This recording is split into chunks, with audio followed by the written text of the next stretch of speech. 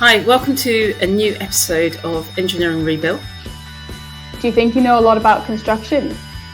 Maybe we can provide a fresh perspective.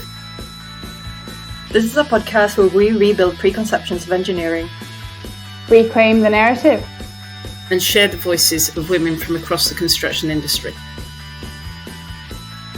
Why not join us? Let's get started.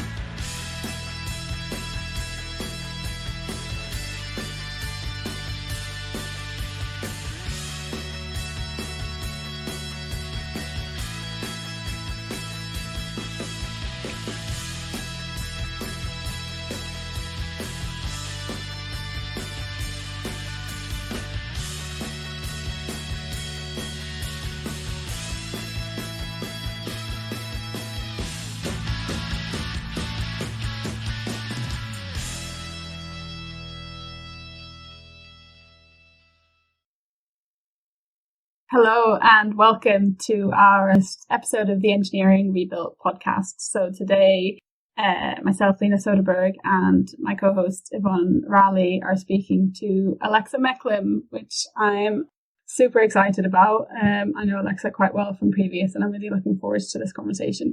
So, Alexa, as a start, do you want to introduce yourself a little bit and tell those listening about what you do and your background? Yeah, thank you very much, Lina. Thanks, Yvonne. So I'm a senior civil engineer working for Mott MacDonald. So I work on the design consultancy side of engineering, focusing mainly in infrastructure. So by that, I mean I tend to design drainage, utilities and highways.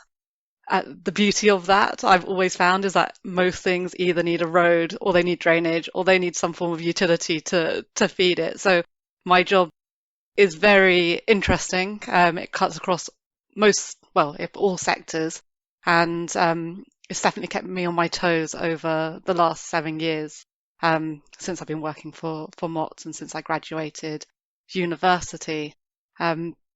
So yeah, I've gone through my journey. So I started off as a graduate civil engineer, then became chartered at the beginning of lockdown. So my chartership was going to be right before lockdown started in March of 2020, but was postponed. So I did the first online interview with the ICE. It was different. I was very nervous. I was also at my in-laws because we had just given notice in to our flat and then we're in limbo. So I was living with my in-laws in the countryside with awful internet connection, as I'm sure a lot of people had.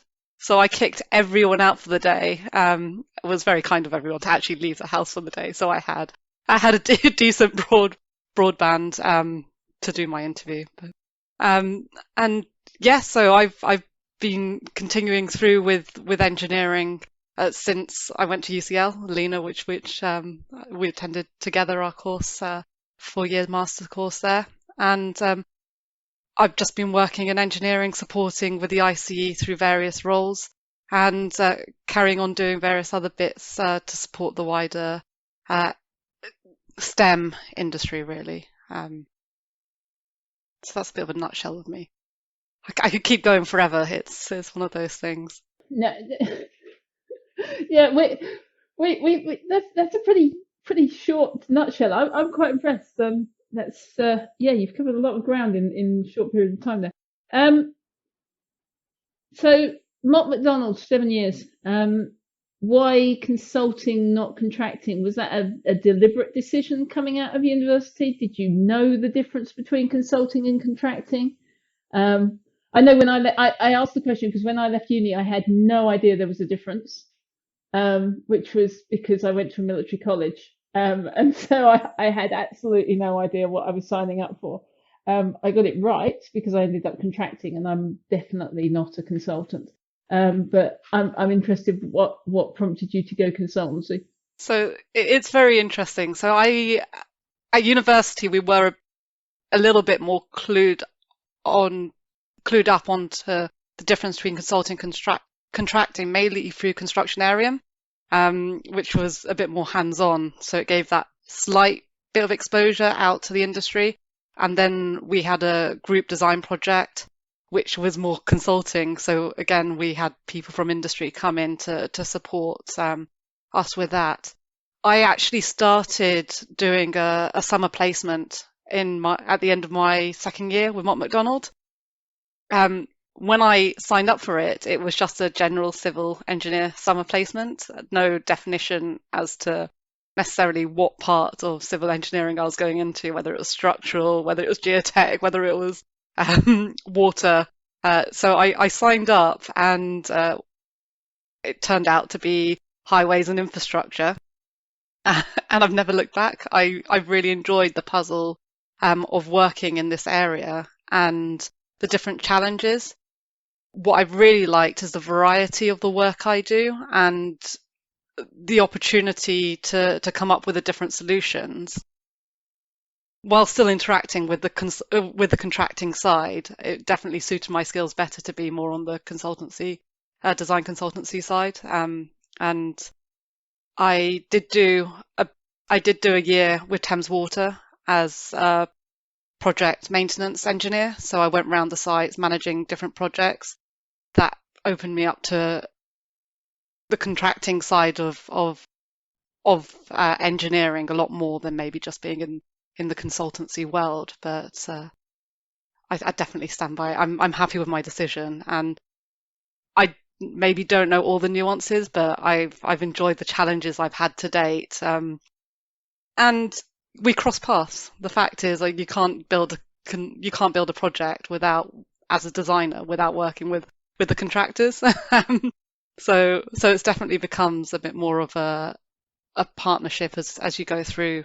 And I've worked on a few of my projects which have gone through construction and are now built, that you end up as a partnership and working together during those final stages of detailed design and construction. How do you find the experience of going to a site or going to a project after it's finished when you've been involved in the design process? Because, like, from my perspective, being on the contractor side, it's awesome seeing something being built, but you see it being built day by day. And so I think the experiences must be slightly different from when you go from, like, having developed everything in this, not a paper world, obviously, because now we're a bit more modern than that, but in this kind of, like, computer-based world. And then it's a much bigger step then to go from that to going out and seeing something completely finished. How does that feel? During my summer placement, one of my first projects was on Victoria Station. And I designed a manhole. So it was not a standard manhole, it was humongous because the sewers there are humongous. And it was really big. So it's something I actually never saw. But what I could do is I could walk around Victoria Station, I could say, that was my manhole cover.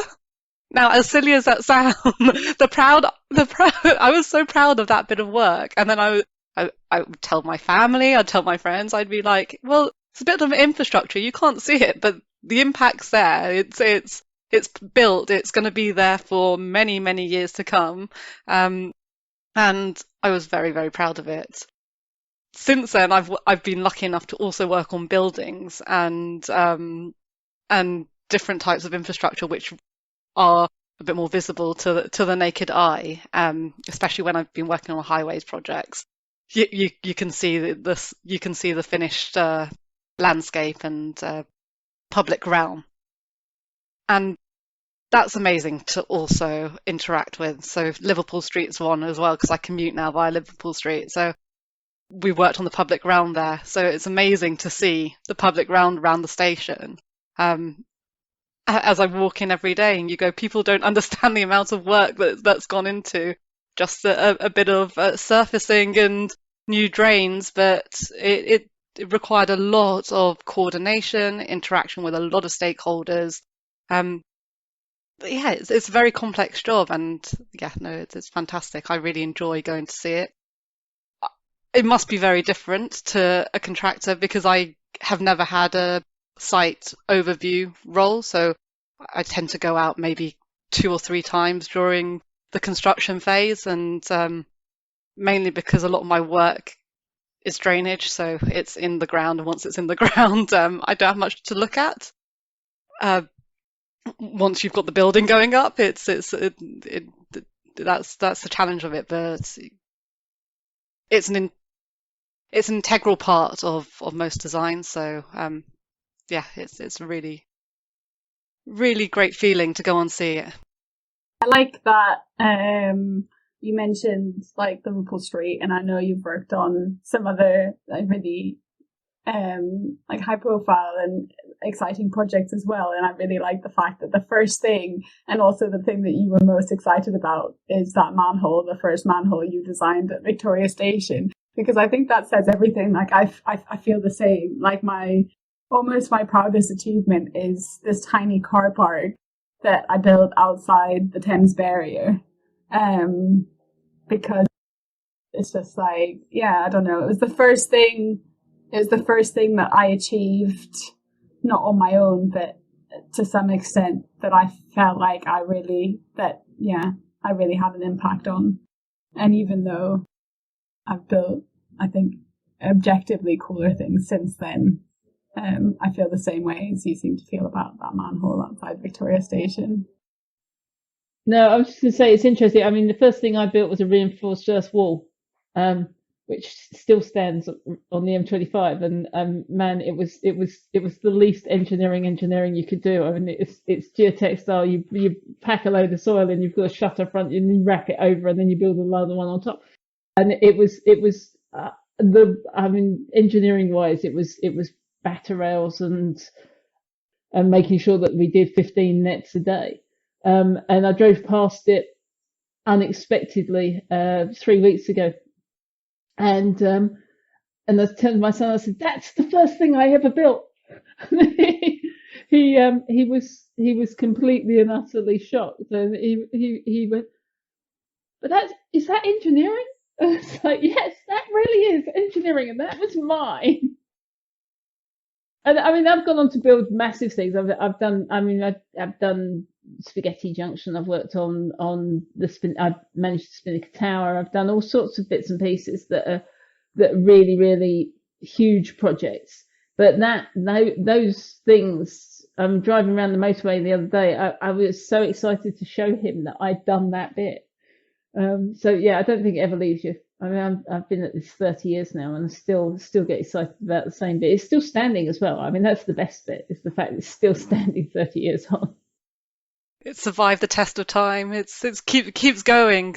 But that's the beautiful thing of engineering, is that what we do, no matter how big or how small, impacts people and has hopefully a positive impact to the way people live and the way people move. And that's definitely one of the reasons I'm in the engineering industry. It's great to be able to see what you've built, what you've designed, and then what others have built, in my case, and see it to fruition and the impact it has on an area. Did you, when we started studying together, did you know that that's why you wanted to be an engineer, or were your reasons when you applied for your course as to why you wanted to be an engineer? Gosh, no. I'd love to say yes, I was very altruistic and I understood the nuances of engineering, but I had very little idea, if I'm honest. So when I was at school, I actually wanted to be a lawyer, which is probably a common theme. The roles of people that are academically driven a lot of times, lawyers, doctors, those are the names that you hear bandied about a lot. Well, I thought I wanted to be a lawyer. I did 2 weeks work experience at a law firm. And the one thing I learned going out of it is that they all said, don't do law, do a conversion if you still really desire it, but go and do something at university that you'll enjoy. So then I took a moment and I went, okay, so what do I enjoy doing at school? And what do I enjoy just generally reading about or learning about when I'm out and about as well? And decided engineering. I then went through the list of engineering types and disciplines that you could do at university, and I went, chemicals not for me, electrical's not for me, mechanical's not for me. Oh, civils, this sounds actually quite interesting. It sounds like it's a challenge, but sounds more like my cup of tea. It sounds like there's something that I would enjoy when doing it. And then I started the course. And then I carried on the course and I got interested in different bits. I did my summer placement that really hooked me into the engineering industry. I really enjoyed the work that was being done. I enjoyed the variety. And that manhole cover says a lot, but it really impacted my choice to really reapply for another summer placement and then reapply for a job afterwards.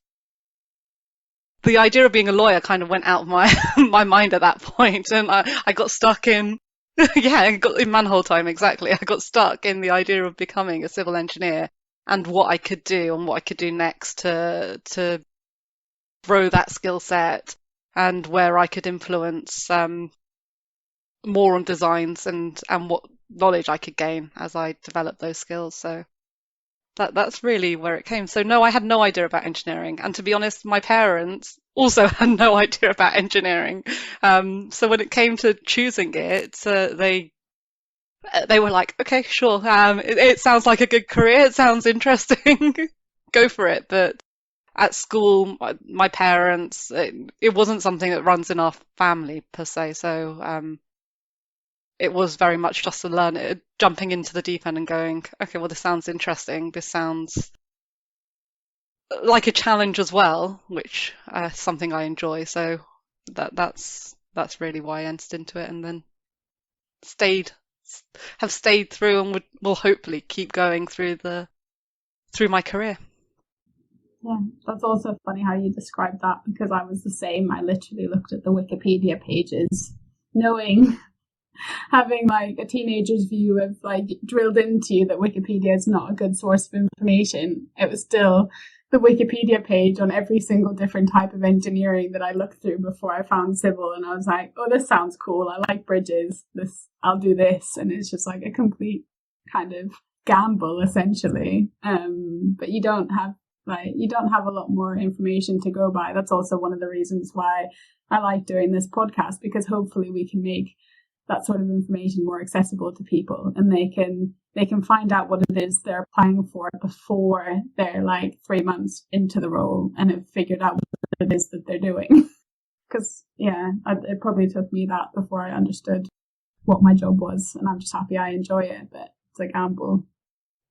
I was also going to ask you about, so I know you're quite involved with the IC, with the Institution of Civil Engineers.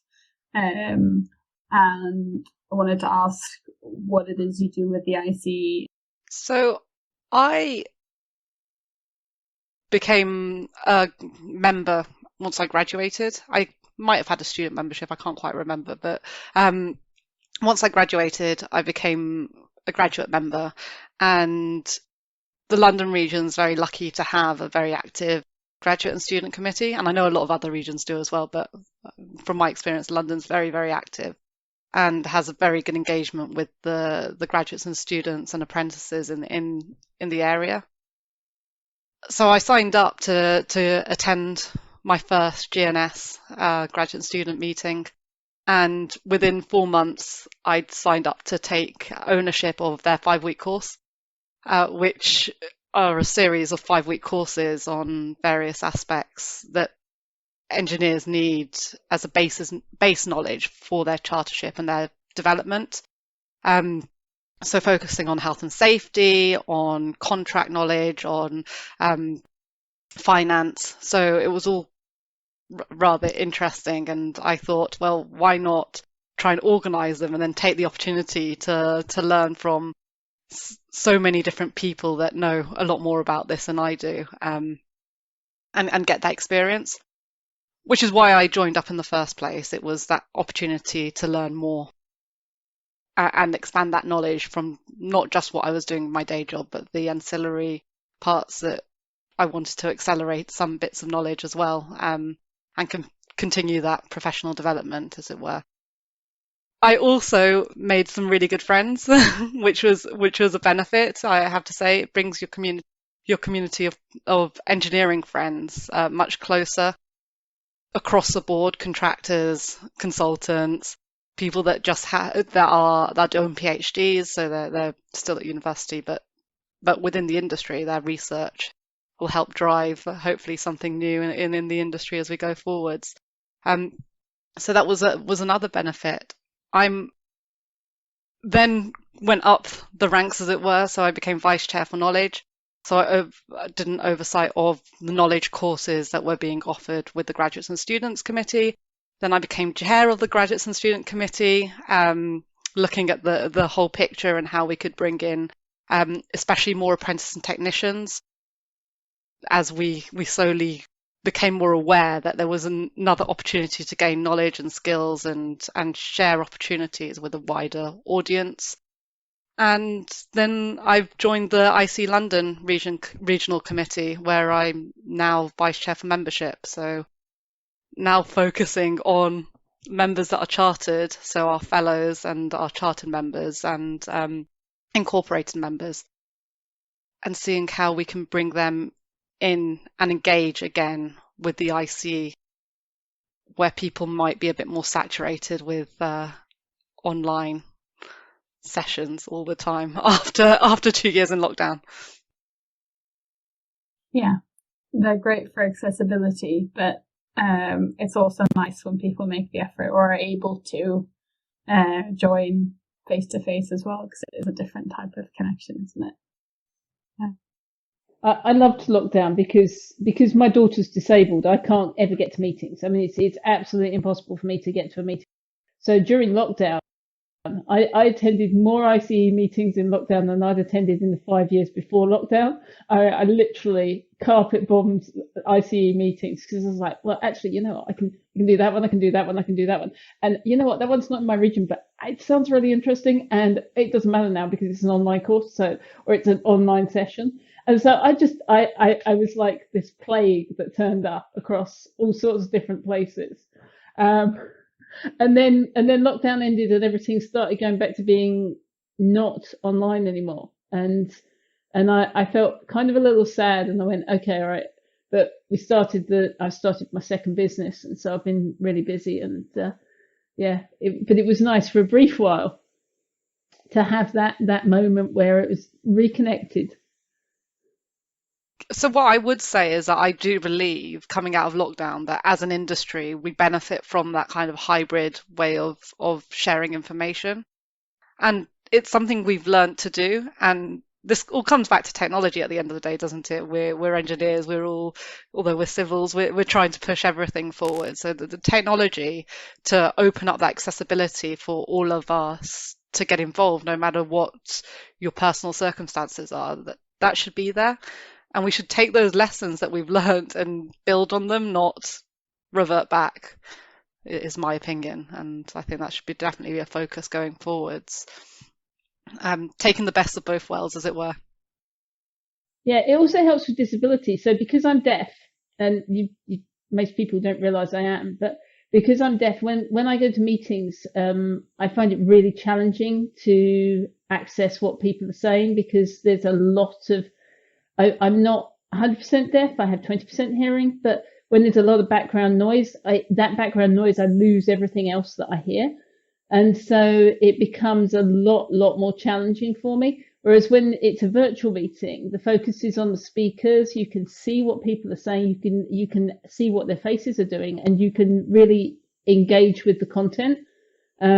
So yeah, there's definitely, I mean, from both an access for people who can't access perspective, and also from a disability inclusion perspective, having that virtual option is a really good thing.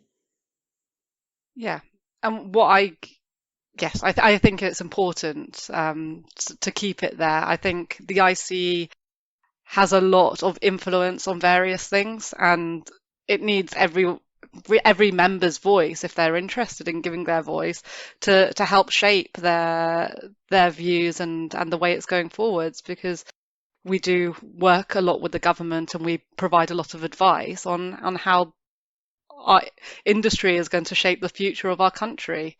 The thing with civil engineering is that it impacts everybody and is really is absolutely necessary for the way our country and, well, the world works. So it's just fundamental. What do you think? So I feel like recently the IC and the types of ways that you can get chartered and the way it engages with technicians and things like that, it feels like the IC is trying to broaden the definition of what a civil engineer is. So I think we're definitely there to include anybody that impacts the IC. So that's with our associate members, with our technicians, with our chartered engineers. And at the end of the day, that's what we should be doing. Civil engineering is cross-cutting. We don't work on it as solo civil engineers. We have a lot of impact, and there are a lot of voices that make a project work and make a decision, allow us to do what we design and what we construct. So that's intrinsical. It's also really important that we keep pushing ourselves. So that's where other perspectives are critical to what we do. We've got to keep thinking outside of the box. Well, the easiest way to do that is for people to come in and maybe not with technical knowledge, question something. And you're then therefore always trying to push yourself, always trying to become better, always trying to develop, because we can't afford to stay stagnant. That would be a disaster for everyone. We've got to be looking 3 steps ahead, and the SDGs, so the Sustainable Development Goals, all of these targets we have as an industry are only achievable if we have if we're pushing ourselves forwards and we're challenging, and that comes from everyone and from all the different perspectives. We talk about moving outside our comfort zone. We've talked about it with quite a few of the guests about living outside the comfort zone and the fact that you grow as an individual by being outside the comfort zone. And I think a lot of institutions have typically been driven by conservative viewpoints, and they've stayed the way they were because that was the comfortable thing to do. And I don't think that now that's a sustainable position. I think that they have to move outside those comfort zones, and challenge their own view of themselves. Yeah, I actually completely agree. And I think the IC is definitely trying to change that viewpoint. It's a big institution, so change takes time, but I think there are a lot of members that are questioning things. They don't want it to be an old boys club. Does that make sense? They want it to progress, to change, to diversify. And it's a members' institution, so we add our voice and we're there to change it. So without members, it's nothing. So that's our job. It's to challenge it and to keep changing things for the better. I think that's interesting as well, going back to Yvonne's point, because it's these small things that you sometimes don't realize. Like if you don't set things up to enable virtual access, so you do something face to face and you don't realize that excludes people, and then all of a sudden you think it's open to everyone, but the voices that you get to hear are only the ones that will then it's a self-selective audience that clearly suits and supports that approach, and therefore will continue to promote that.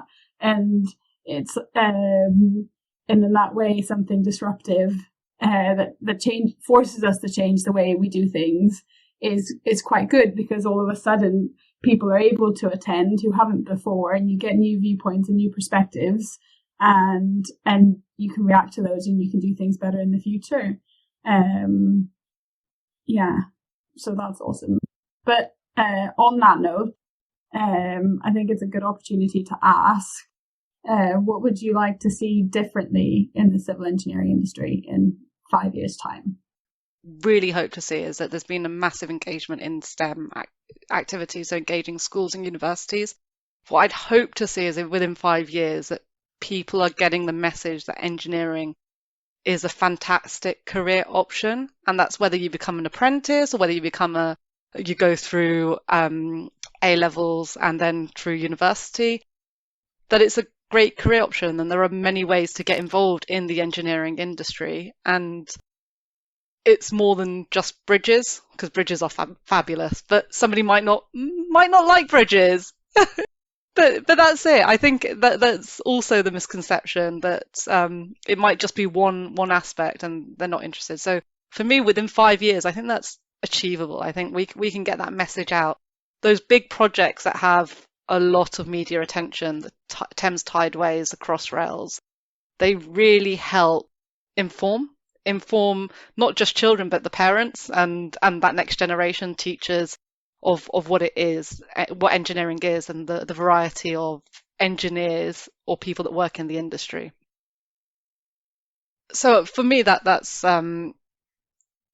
critical in the 5 years. Then the other thing I'd hope to see is with net zero, with the SDG targets, is a shift at engineering, a shift in the engineering world at kind of bidding stage. And I know this might be quite a grandiose idea, but that we are more outcome driven, especially client facing, rather than, so we're looking for the best solution rather than putting more weight maybe on the cost. And I know we're in a cost of living crisis, so this might be really pie in the sky thinking, but I hope that people, because I've got clients that are very forward thinking and they're pushing the envelope, and I hope more of our clients continue to do that, and us as consultants and contractors, that we're also sharing that message, going, actually really nailing it, that what we want to build now, we want it to be sustainable, and we want it to operationally be sustainable for the long term, and not just cost effective for the now. It's my day job. It's my day job. Yeah, and I think, at least from, and Yvonne might be the expert on this, because you look at tenders all day, every day, all over the industry. But my experience at the moment is that there's a lot of energy around reducing carbon, but not a lot of, maybe, no, not to criticize anybody. I think it's just a factor of where we're at the moment. People don't know how to do net zero because it's not been done well before. And a lot of the technologies that we need are in a development stage or don't exist, or there's just a lack of knowledge and experience at the moment to do that really effectively. Yeah, I think it's interesting. I mean, you talk about wanting them to be less money driven. In the last 6 months, I've seen 3 tenders come out that have been entirely quality, for the first time in my career. And that's really, really exciting, because that's a client that totally understands what they're after.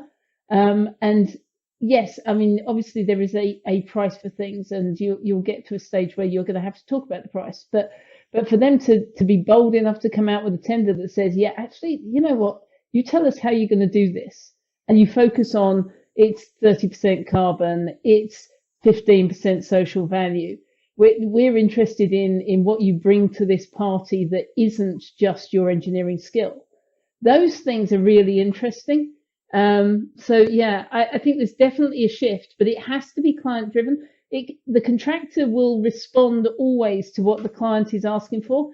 And because the contractor is on a tight margin, he tends to give the least. I'm not saying that contractors aren't doing great jobs out there, because there are contractors out there doing amazing jobs, but they will always try, and they're in a competitive world, and until they're incentivized to compete in a different way, then they lose projects by being too carbon friendly, too social value friendly. And that's why clients need to be pushing the initiative. And that's where consultants come in, because it's the consultant that provides that client with the expert advice on where they should be going. Yeah, I completely agree. I think that's the shift that just needs to be. I've worked with some amazing clients that have that mindset of, we just want to keep pushing the boundaries. We just want to keep pushing.